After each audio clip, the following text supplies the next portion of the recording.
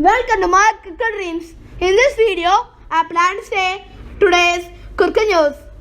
Here we can look at top 5 cricketers who took the World Cup by storm but then faded into obscurity. Looking at 5 cricketers who, despite their heroics in the World Cups, faded into obscurity.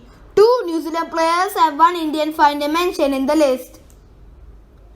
Good performances in a highest level of a game go a long way in shaping careers, and time and again we have seen players turn into heroes after match-winning outings in a particular edition of the World Cup.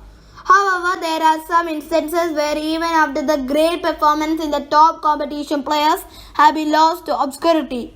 After phenomenal displays of skill and attitude, the highs of a World Cup have quickly turned into low post of the tournament.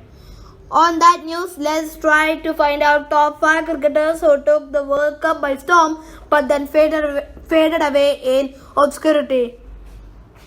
Number 1. Debanish Mohanty, 1999 World Cup, India. One of the most sought after bowlers in India in the 90s, Debanish Mohanty couldn't live up to his potential post in the 1999 World Cup. For someone after whom the ICC decided their logo for the mega event, the Pacer's career went into a downward spiral, possessing a unique action. Mohanty delivered the goods in the 1999 World Cup, taking 10 wickets in 6 games at an impressive average of 26. Mohanty certainly did justice to his last-minute selection in the World Cup and ended as India's second highest wicket taker behind Javagal Srinath. However, he was dropped from the side back in 2001 and lost his place to the upcoming pacers like Ajit Agarkar and Zaheer Khan. He represented India for nearly 50 international matches between 1997 to 2001. And number 2, Grant Elliott, 2015 World Cup, New Zealand. After a stop-start career in Chile, New Zealand's Grant Elliott found his groove in the 2015 World Cup semi-final against South Africa.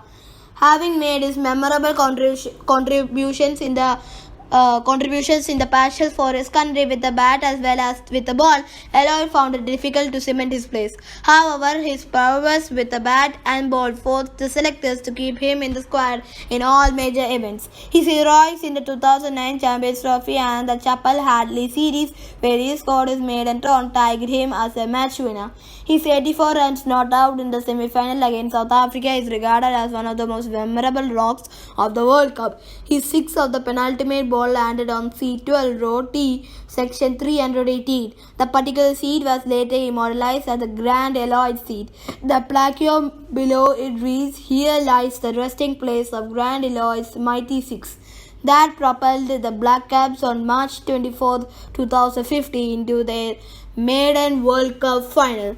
However, the swashbuckling all-rounder played his last ODI just 1 year after against Australia at Seddon Park on February 8. He played 105 international games, scoring nearly 3,000 runs and claiming over 50 wickets.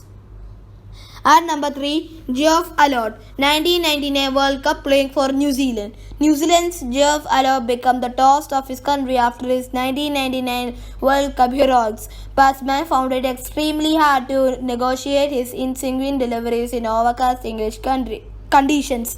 He broke the record for the highest wickets in a single WC edition. Despite playing 1 game less, he ended as the joint highest wicket taker along with Shane Warne with 20 wickets. However, he found it difficult to maintain his form and due to a persistent back injury lost his pace in a talented New Zealand outfit. He played his last ODI in November of 2000 and finished with 71 wickets in his 41 international games.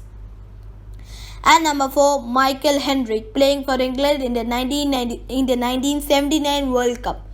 England's Michael Hendrick was the highest wicket taker in the second edition of the Cricket World Cup in 1975. He claimed 10 wickets in only 5 games that included 14 maiden overs throughout the World Cup.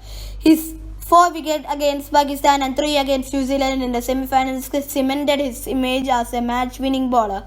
He boasted of an impressive average of 19.45 in 22 ODIs that he played for England. Although Henrik Heroes backed the wicket of Alvin Culcheran and Andy Roberts in the final, he still couldn't stop a fabulous West Indian batting lineup from scripting their second successive World Cup win. Henrik played his last ODI 2 years later in 1981 against Australia at Leeds. Gary Gilmore, Australia 1975 World Cup.